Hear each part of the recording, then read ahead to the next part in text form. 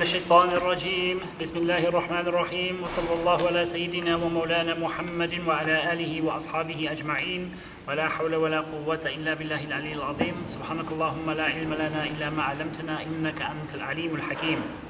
So we're continuing to go through the Risala of Ibn Abi Zayd al-Qayrawani, and as I mentioned last time, we finished the first quarter of the book. So we have 3 quarters of the Risala to go. And the second quarter of the book begins with a long chapter that deals with many of the issues of the prayer that haven't been covered yet. Because when we talked about the prayer so far, we've talked about the preconditions of the prayer, we've talked about how you perform the prayer, and we've talked about imamat. But there are many things relating to the prayer that we still haven't discussed. And we alluded to one of them in the last class, which is what you do when you forget certain things while you are praying. And that will be covered in the course of this chapter. So he says, Babun Jami'un fi Salah, a chapter that gathers together many things relating to the prayer. قال المصنف رحمه الله باب جامع في الصلاة وأقل ما يجزئ المرأة من اللباس في الصلاة الدرع الخفيف السابغ الذي يستر ظهور قدميها وهو القميص والخمار الخفيف. Okay, so he begins with something that he actually did talk about before, which is what a person must wear when they come to the prayer. And he repeats it here, as we'll discover, for a particular reason, because he mentions some things that must be worn, must not be worn in a couple of lines. But he repeats so that we can remind ourselves of what people have to wear when they are performing the prayer, when they are doing the prayer. So he starts with the woman. And he says, the least that a woman must wear in order for her prayer to be valid, yujzi'u, when it comes to the prayer, is what's called a dir'. A dir' is a type of garment that is placed over the head.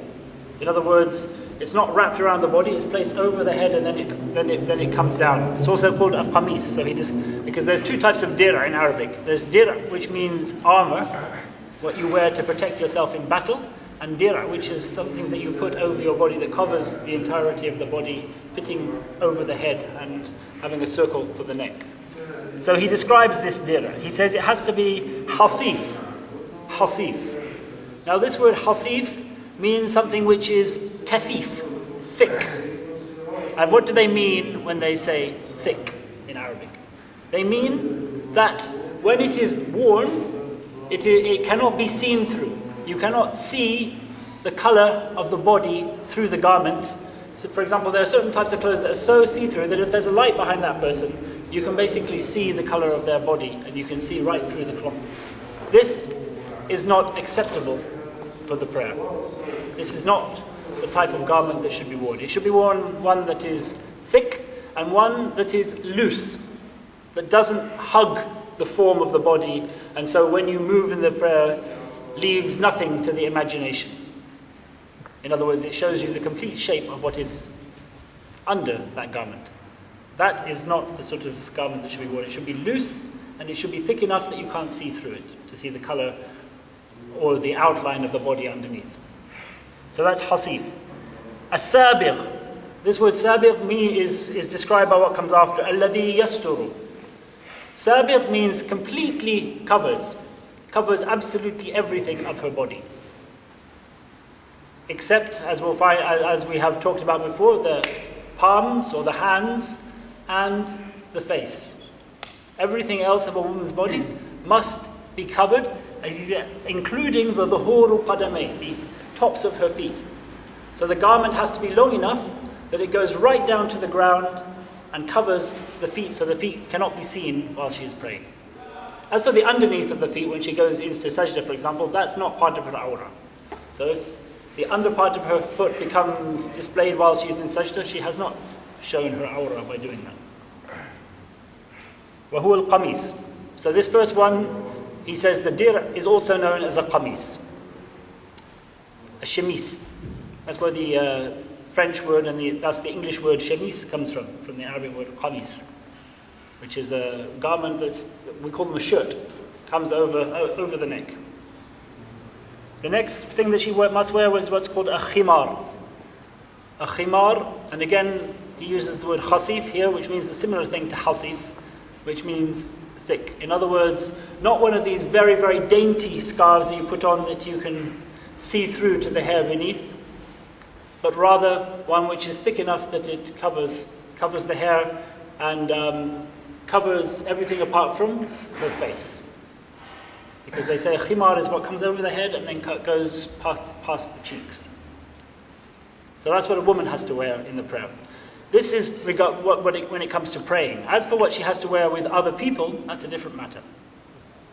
When it comes to what she must wear with other women, it is the same as what a man must wear with men. In other words, from her ankles to her, knees to her navel. When it comes to what she has to wear with men to whom she is related and whom she cannot marry, men who are called mahram, she has to wear her whole body covered apart from her arms and the lower parts of her legs and her upper chest. They can see that, but they can't see the rest of her body. That's called the atraf in Arabic. So the lower arms, her head, her upper chest, and the lower legs and feet can all be seen by people who are mahram to her. As for somebody who is non-mahram, they cannot see anything apart from her face and her hands. In other words, somebody who it is permitted for her to marry. Of course, we're talking about an adult woman. And as for her husband, her husband can see every single part of her without exception. And we're now coming on to the man. But before we go on to what the man has to wear in prayer, I'll just complete what we're talking about here in terms of awrah.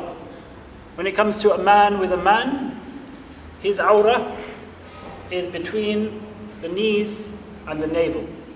According to us, the people of Imam Malik, when it comes to a man with a non-mahram woman, in other words, a woman who he can marry, he has to cover also his torso. So he has from the knees then to the whole of the torso. And she can see his arms and his head, and similar to what a mahram man can see with a woman. And when it comes to his wife, obviously she can see every part of him.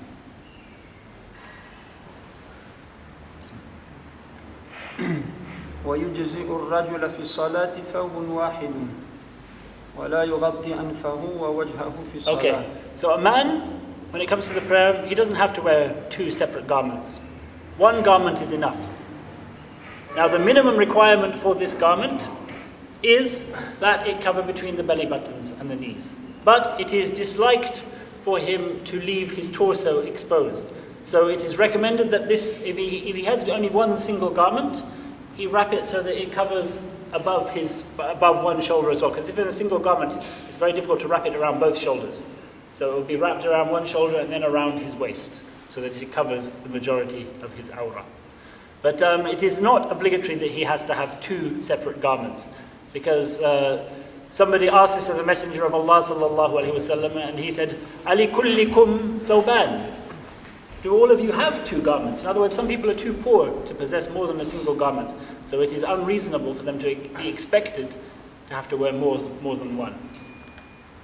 So a single garment is enough. Again, it should be thick, and it should not be so tight that you can make out the form of what is underneath it.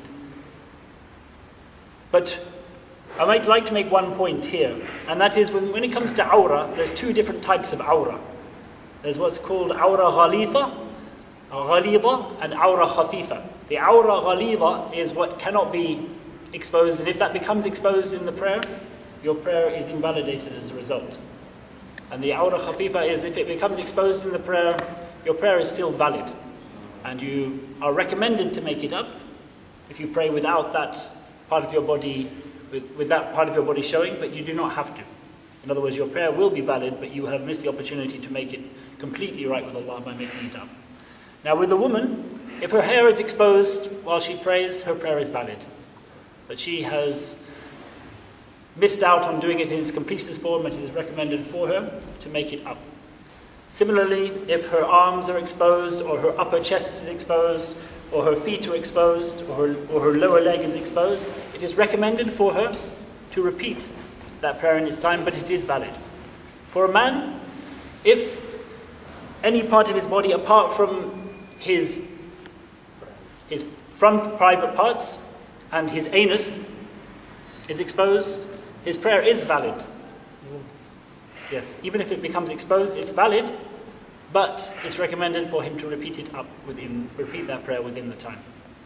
So if it comes loose in the prayer so that that part becomes exposed, you can wrap it up and continue. And actually the anus or The anus, which is the actual crack of the bum where the feces emerges from, So the that is the aura, not the buttocks. just a bit of Yeah, the crack. and if you can see the crack, any part of the crack, then that is the part of the aura which is ghaliba. If the buttocks are exposed, that is not.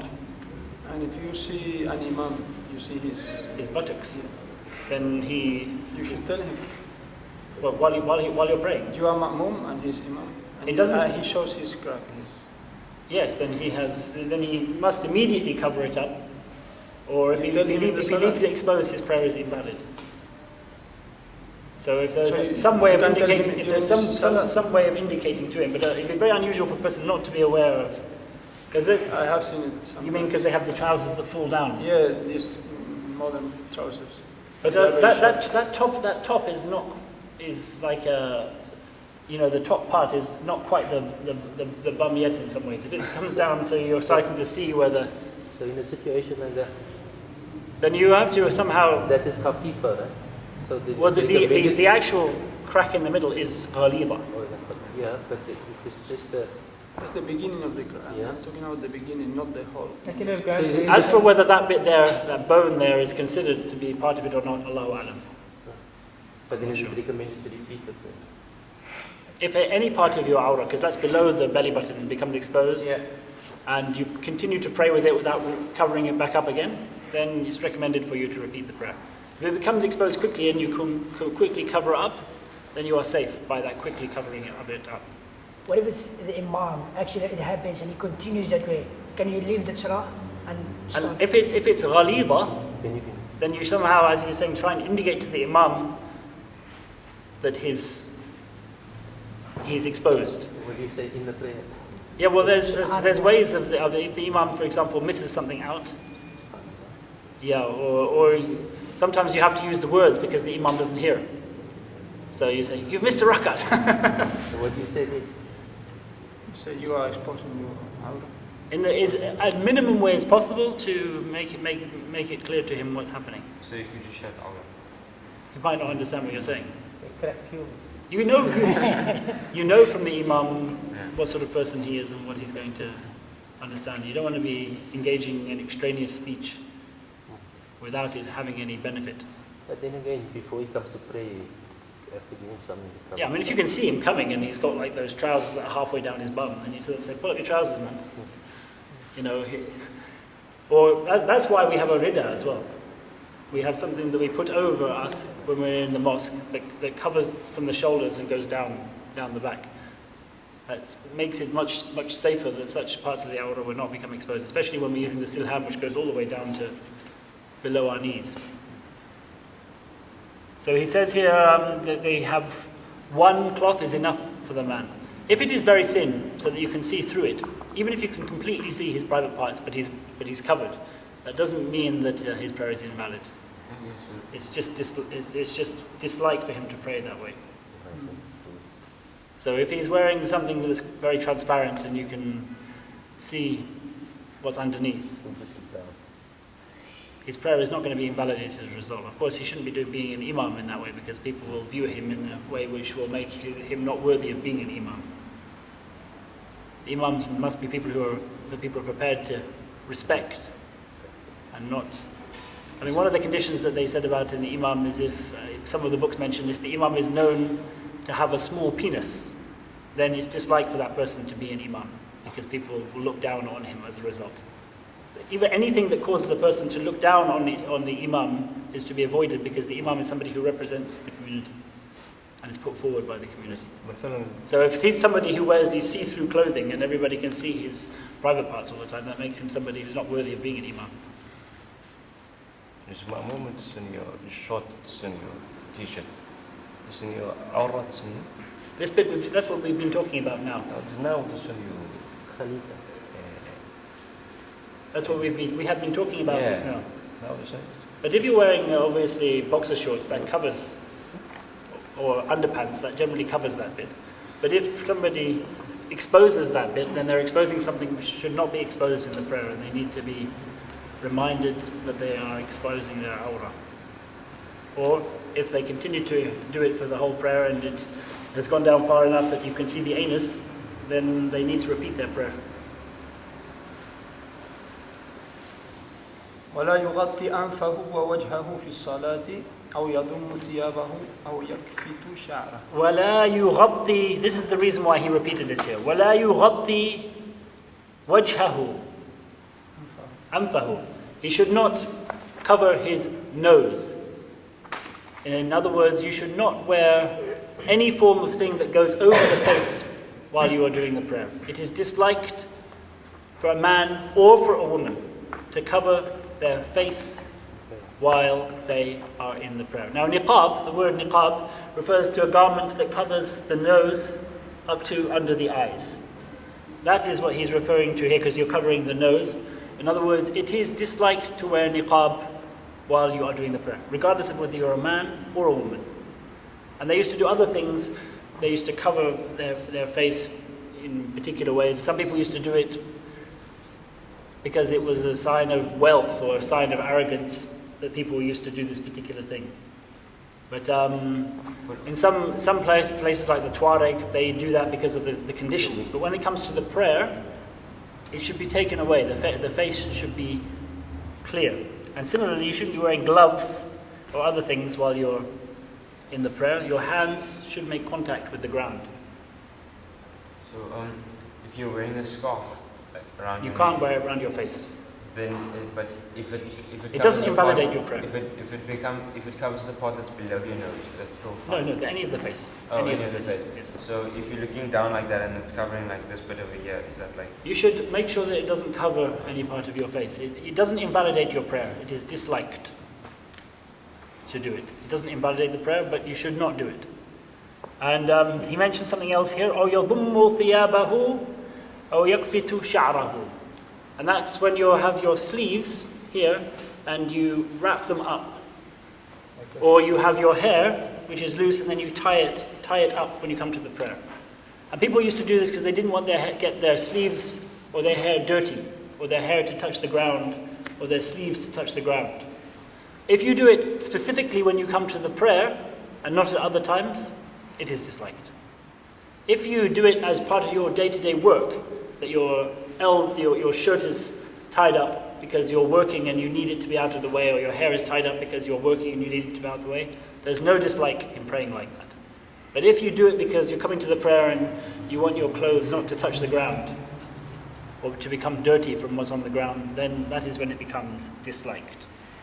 And the Messenger of Allah sallallahu alaihi wasallam was said, "Umirtu an asjuda ala sab'ati a'ba." I have been commanded to pray on 7 limbs, and they are the 2 feet, the feet, the hands, the nose, the forehead, and the head, the knees, the feet, and the hands.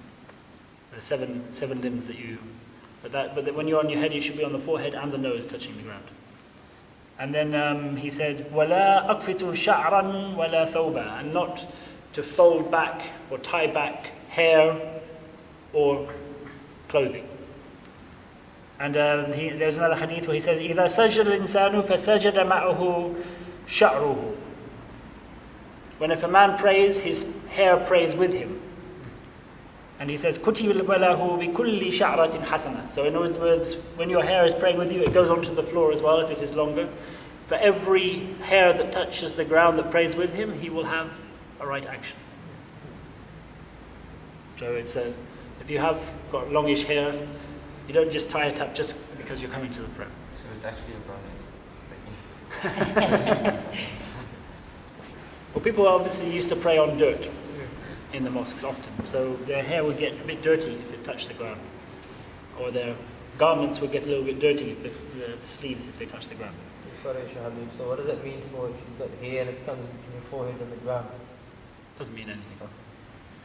It's not a big issue. If you're wearing a big thick turban that stops your forehead from touching the ground because it's so thick that there's a gap between the ground and your head as a result, then you shouldn't pray in that turban. You should push it back so that your forehead will make contact with the ground. But a little few hairs is not preventing your head from making contact with the ground. وكل سهو في الصلاة بزيادة فليسجد له سجدتين. Okay, well, we're coming on to Sahwa now, so we'll go on to this next time, inshallah. This is what I said last time. I mentioned that we would come on to forgetfulness in this chapter, and he comes on to it very early in the chapter. And he explains what types of forgetfulness mean that you have to do sajdatain, and when you have to do those sajdatain, those two sajdas, whether before or after the salam, and he goes into that. And he later then goes into other types of forgetfulness that will invalidate your prayer or invalidate parts of your prayer, so that you have to make right that part of the prayer.